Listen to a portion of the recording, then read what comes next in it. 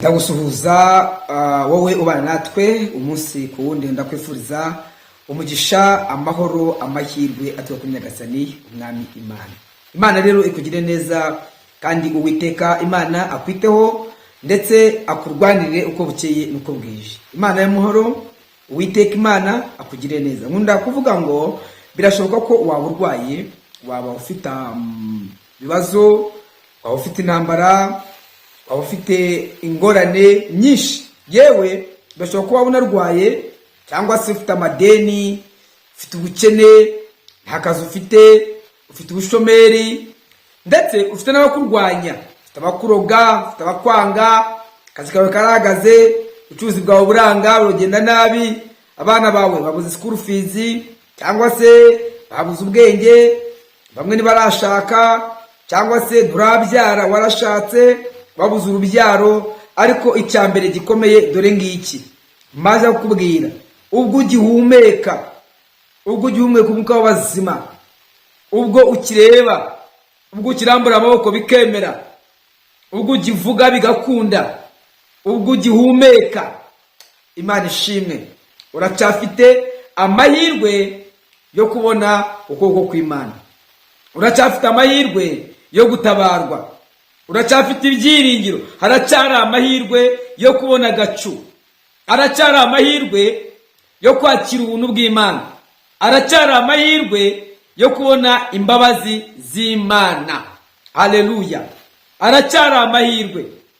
Reka nkubwire, haracyari amahirwe. Ayo mahirwe rero, ayo mahirwe niyo Imana ije kugutabariramo kugira ngo ubuntu bw'Imana buze kubana nawe.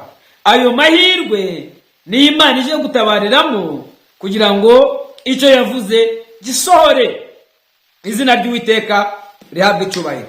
Uyu munsi ndashaka ngo twere tugaruke kuri za nzozi. Tugaruke ku nzozi. Uyu munsi ari inzozi zigera muri enye. Izi nzozi nuzirota, kandi abantu barazirota ariko ntibasobanukirwe ibyo ari byo. Ariko inzozi nuzirota, ukazirota, menya neza ko amasezerano yawe agiye gusohora. Amasezerano yawe arasohoye niba urota izi nzozi ngiye kukubwira. Ikiganiro nta nubwo kiri butinde pe. Reka nkubwire inshuti yanjye, Imana ntabwo uzayibona imanuka ivuga nka Pasiteri Shimiye. Imana ntabwo uzayibona imanuka ivuga nka aposo wawe. Imana ntabwo uzayibona imanuka ivuga nk'uko wowe uvuga, nk'inshuti yawe, umugabo wawe, umugore wawe, fiance wawe, wa muntu mukundana, ya nshuti yawe magara. Oya, Imana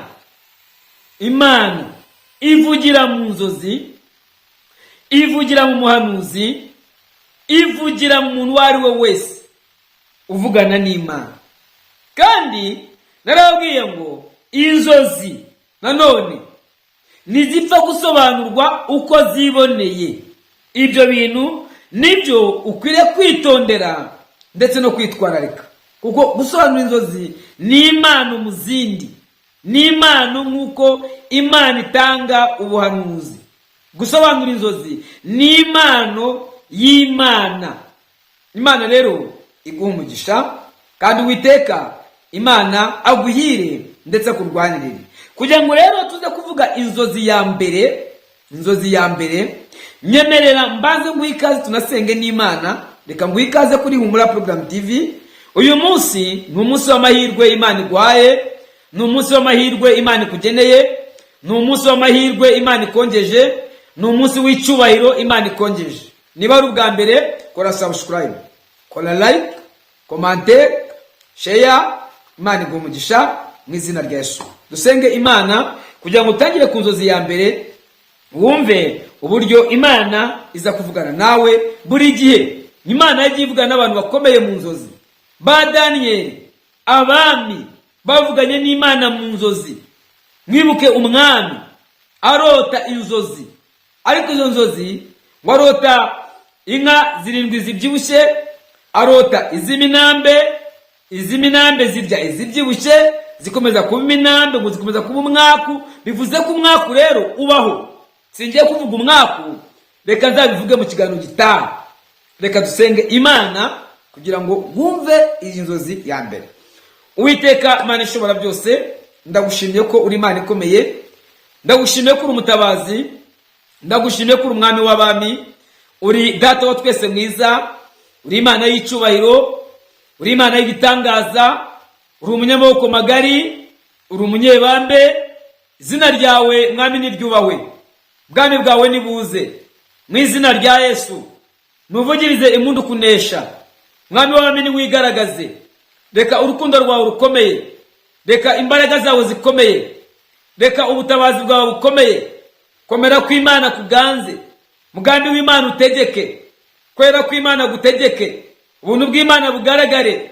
Niwe wenyine waremye ijuru n'isi, niwe wenyine mutabazi, uri Uwiteka, ngo zina ryawe data wa twese mwiza, Mana uri karuhura, uri Jehova Rafa. Naba ari twe, ahubwo ubuntu bwawe mwami aba ari bwo, kugira ngo ukuboko kwawe kuze kubana natwe. Njyewe ugiye kuvugira imbere yawe abashiki bacu, bene data bose mwami ubagire neza, kandi uco kubasobanurira no kubaha kumva ndetse no kumvira. Ndagushimiye kwa Yesu Kristo umwami wacu, amina. Imana iguha umugisha. Ikizakubwira ko amasezerano yawe asohoye niba ukunda kurota izi nzozi.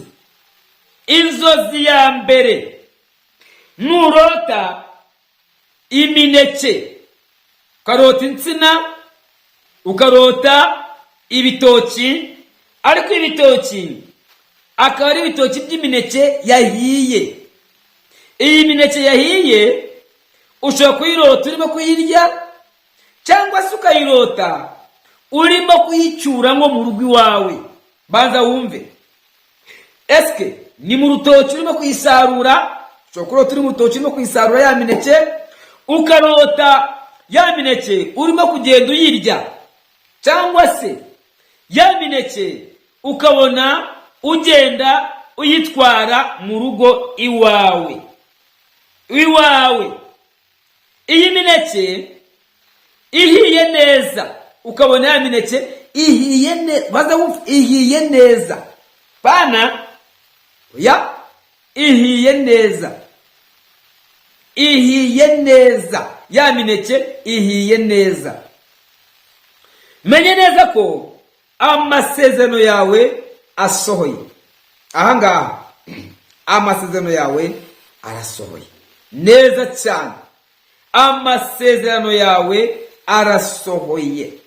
Ahangaha bivuze ngo Imana igiye gukora igitangaza ku buzima bwawe. Bishatse kuvuga ngo ari ibintu wasengeraga, ari amasezerano wari ufite, yaratinze, ariko ahangaha menya ko winjiye mu bisubizo byawe, ndetse Imana iguhamagare. Cyo ni icyambere, nurota imineke.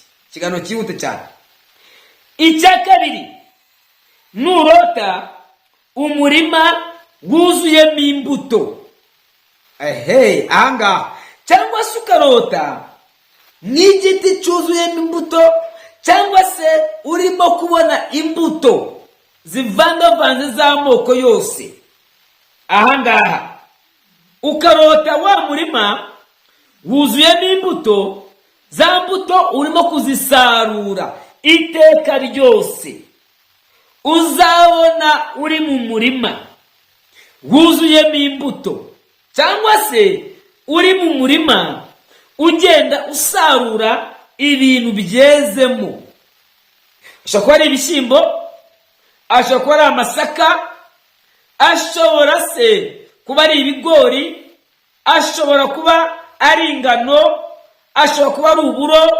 Ubona ugenda usarura muri wa murima weze, ariko bya bintu ukabona byeze neza. Ari ukuntu ubona ibintu byeze neza, ni ibigori byeze neza, ukabona amasaka yeze neza, ukabona ni ingano zeze neza, ukabona zishimishije. Wa murima wezemo ibintu, ariko ubona bigenda bishimishije. ahangaha rero nurota uwo murima ugenda usaruramo ibyo bintu byeze neza, ukabona uri mu murima wuzuyemo imbuto cyangwa se ibiti by'imbuto za pome, amaronji, ibinyomoro, imbuto z'amoko yose, ukabona ugenda usarura za mbuto, ahangaha Imana irimo kubwira ngo isoje amasezerano yawe. Ahangaha nurota izi nzozi, menya neza ko amasezerano yawe asohoye. Nurota izi nzozi, itegure kwakira icyo Imana yavuganye nawe, itegure kwakira amasezerano, itegure kwakira ubuntu bw'Imana, itegure kwakira igitangaza cy'Imana. Ahangaha wamaze gusobanukirwa neza cyane. Niba rero ukunda kurota izi nzozi, itegure urahiriwe, itegure urahiriwe, itegure urahiriwe, itegure urahiriwe. Icyo ni icya kabiri. Inzozi za gatatu zizakubwira ko Imana igutabaye, cyangwa se ko winjiye mu mugisha w'Imana, winjiye mu masezerano. Kurota urimo kuroba amafi, kurota urimo kuroba amafi,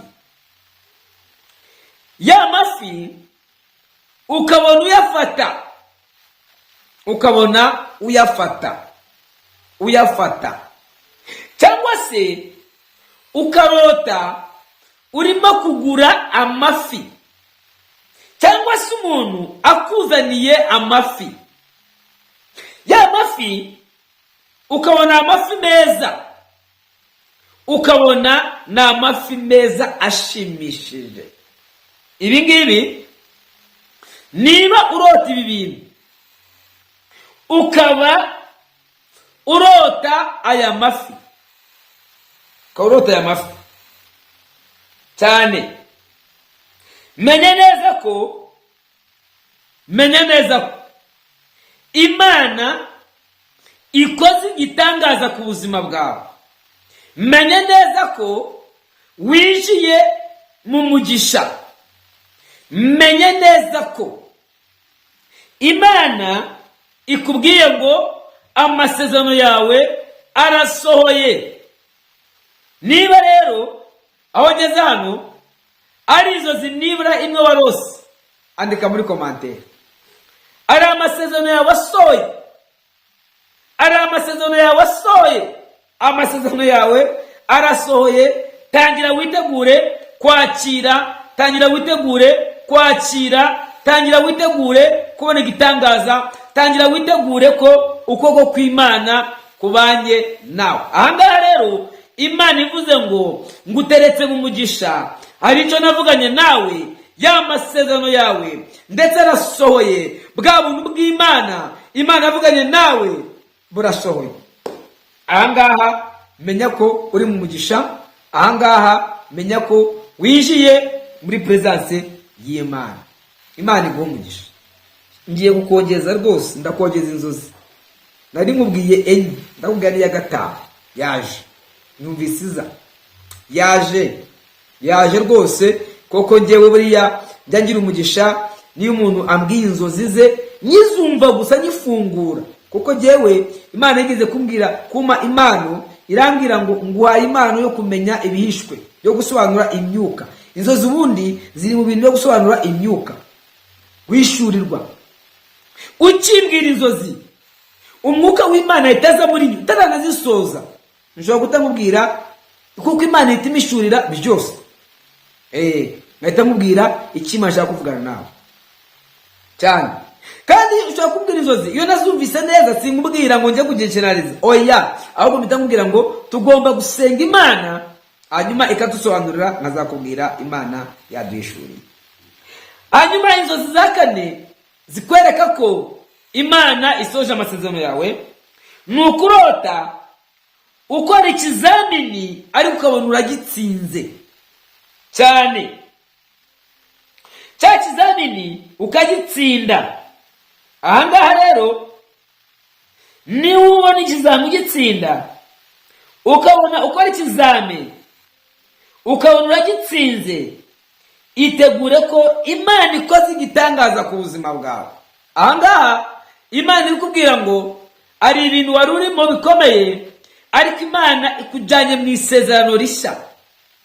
Ni ukuvuga ngo amasezerano yawe aba agiye gusohora nubona urota ukora ikizame, cya kizame ukabona uragitsinze, cya kizame ukabona uragitsinze. Menya ko Imana yo mu ijuru, menya ko Imana yo mu ijuru ikoze igitangaza mu izina rya Yesu.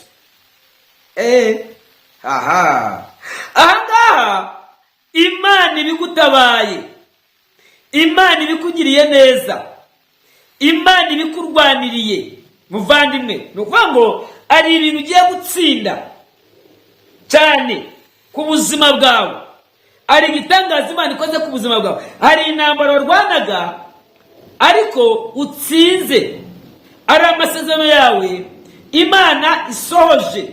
Ahangaha wamaze kubyumva ndetse cyane. Imana rero ikugire neza. Iyo si inzozi ya kane, reka ngo inzozi ya gatanu rwose, kandi uraza kuyirota cyangwa se maze iminsi uyirota ukaberwa ibyo ari byo. Kurota wica imegeri cyangwa se ibyobo, wamaze kubyumva? Nurota wica imegeri cyangwa se wica ibyobo, imegeri murazizi? Batazizi mwihangane. Ibyobo murabizi? Okay. Niba rero urota wica imegeri nziza ku musozi, ukarota wica ibyobo byiza ku musozi, ahangaha menya neza ko Imana ivuganye nawe ngo icyambere iguhaye umugisha. Ni umugisha ugiye kwakira. Icyo ni icyambere. Icya kabiri irakubwira ngo itegura amasezerano yawe arasohoye. Ari amasezerano yawe asohoye. Ari amasezerano yawe asohoye. Ari amasezerano yawe asohoye. Imana iguha umugisha. Ahangaha rero nurota izo nzozi, itegure ko amasezerano yawe asohoye. Imana iguhe umugisha.